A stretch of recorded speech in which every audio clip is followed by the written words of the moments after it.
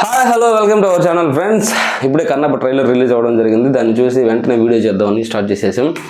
Video అంటే కన్నప్ప ఎన్నో వివాదాల మధ్య చాలా రోజులు షూటింగ్ల తర్వాత చాలా కాంట్రవర్సీలు, చాలా టెన్షన్స్, చాలా ఇబ్బందుల మధ్య షూటింగ్ని కంప్లీట్ చేసుకుని ట్రైలర్ లాంచ్ దాకా వచ్చిందంటే ఖచ్చితంగా శివుడు ఆజ్ఞ ఖచ్చితంగా దాని మీద ఉంది. శివుడు దాన్ని కరెక్ట్గానే చూస్తున్నాడని అనిపిస్తుంది.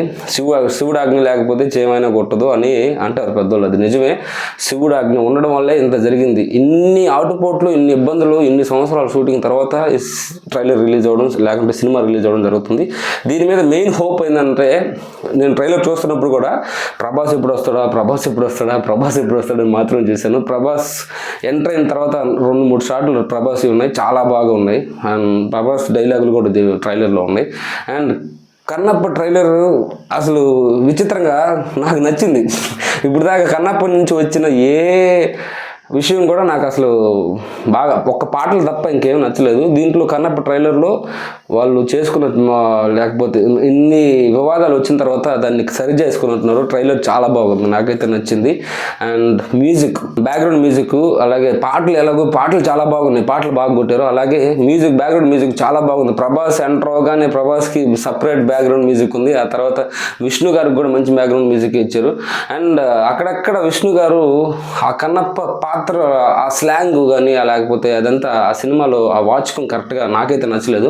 అండ్ సినిమాలో ఈ మైనస్లు పక్కన పెట్టేసి బిగ్గెస్ట్ ప్లస్ ఏదైతే ఉందో ప్రభాస్ గారు, ఆ ప్రభాస్ గారు వల్ల చాలామంది ఆడియన్స్, ఫ్యాన్స్ సినిమాకి అయితే వస్తారు. అలాగే సినిమా ఖచ్చితంగా ఇంట్రెస్టింగ్గా ఉండేలాగా ఉంది. అండ్ కొన్ని షాట్లు బాగా సీజీ వర్క్ కానీ, లేకపోతే గ్రాఫిక్స్ కానీ బాగానే చేసుకున్నారు. మనం అన్నాం ఆల్రెడీ, నేను కూడా అనున్నాను న్యూజిలాండ్ ఎందుకు షూటింగ్ చేశారని. షూటింగ్ ఎక్కడ చేసినా కానీ మనం ఆ థియరీ, అలాగే ఆ స్టోరీ అదే కాబట్టి మనకు చూడడానికి ఇంపుగా అనిపిస్తే చాలని నేను ఇప్పుడైతే అనుకుంటున్నాను.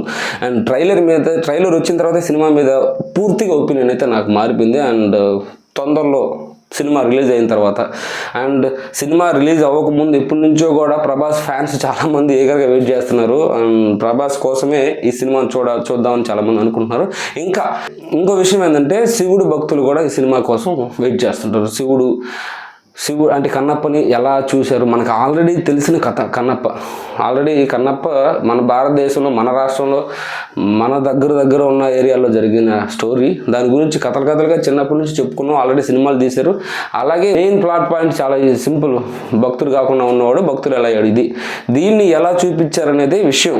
అసలు అందరికీ తెలిసిన స్టోరీని ఎంత బాగా చూపించవచ్చు, ఎంత బాగా చూపించాలనేది వాళ్ళ చేతుల మీద ఉంది. అలాగే ఈ సినిమాలో మళ్ళీ యుద్ధ సన్నివేశాలు అవన్నీ పెట్టినట్టున్నారు.